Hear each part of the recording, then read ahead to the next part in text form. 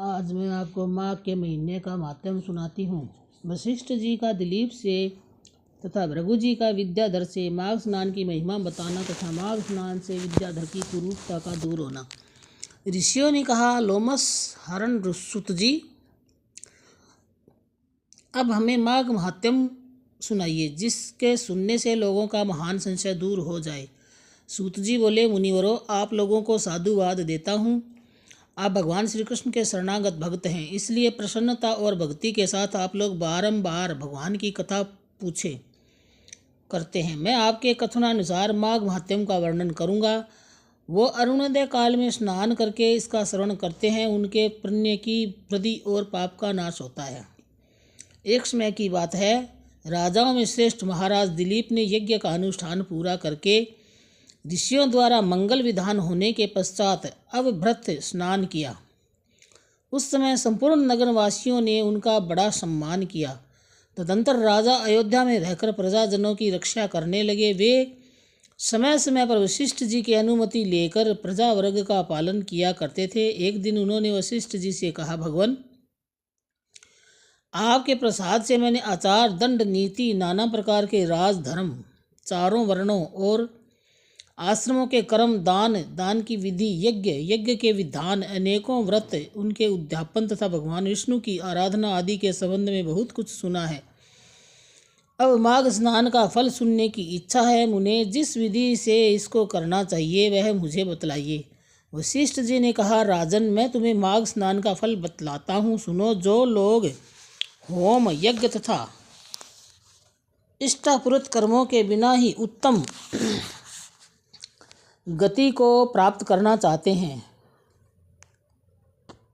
वे माघ में प्रातःकाल बाहर के जल में स्नान करें। जो गो, भूमि, तिल, वस्त्र, सुवर्ण और धान्य आदि वस्तुओं का दान किए बिना ही स्वर्ग लोक में जाना चाहते हो, वे माघ में सदा प्रातःकाल स्नान करें। जो 3 रात तक उपवास, कृच्छ और पराग आदि व्रतों के द्वारा अपने शरीर को सुखाए बिना ही स्वर्ग पाना चाहते हो, उन्हें भी माघ में सदा प्रातःकाल स्नान करना चाहिए। वैशाख में जल और अन्न का दान उत्तम है।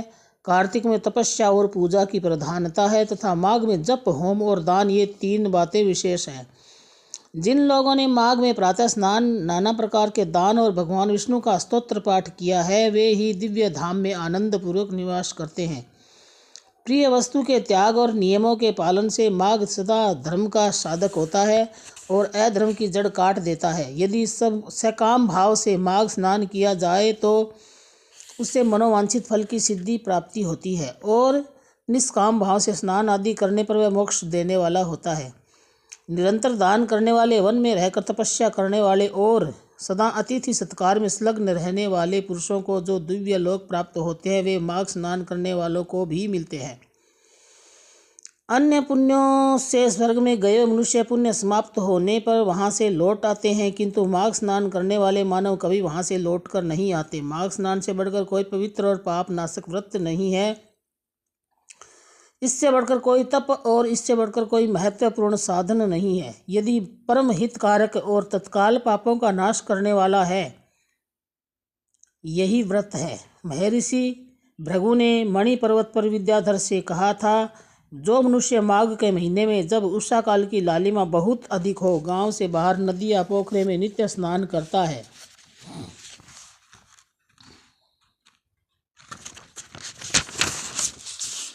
वह पिता और माता के कुल की 7 पीढ़ियों का उद्धार करके स्वयं देवताओं के समान शरीर धारण कर स्वर्ग लोक में चला जाता है। दिलीप ने पूछा, ब्रह्म ऋषि भृगु ने किस समय मणि पर्वत पर विद्याधर को धर्मोपदेश किया था, बताने की कृपा करें। वशिष्ठ जी बोले, राजन, प्राचीन काल में एक समय 12 वर्षों तक वर्षा नहीं हुई। इससे सारी प्रजा उद्विग्न और दुर्बल होकर 10 दिशाओं में चली गई।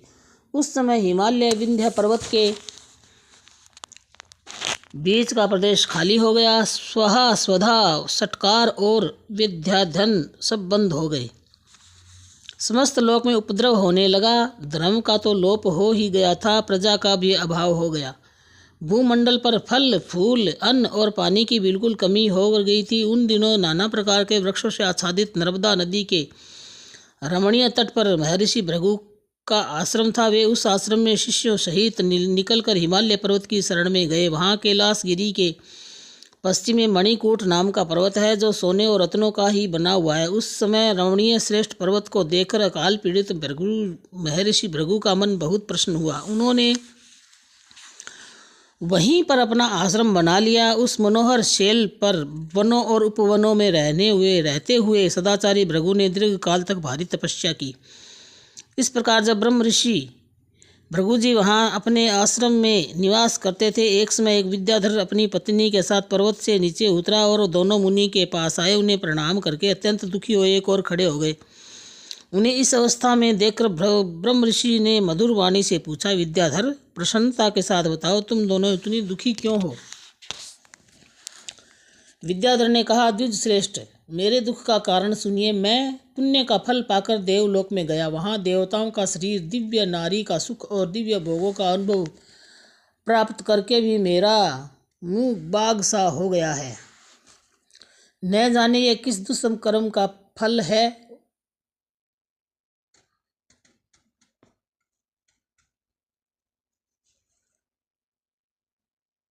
फल उपस्थित हुआ। यही सोच सोचकर मेरे मन को कभी शांति नहीं मिलती। ब्रह्मन, एक और भी कारण है जिससे मेरा मन व्याकुल हो रहा है। वह मेरी कल्याणमयी पत्नी बड़ी मधुर भाषणी तथा सुंदरी है। स्वर्गलोक में शील, उदारता, गुण समूह, रूप और यौवन की संपत्ति द्वारा इसकी सम्मानता करने वाली एक भी स्त्री नहीं है। कहाँ तो यह देशमुखी सुंदरी रमणी और कहाँ मेरे जैसा व्याघ्रमुख पुरुष।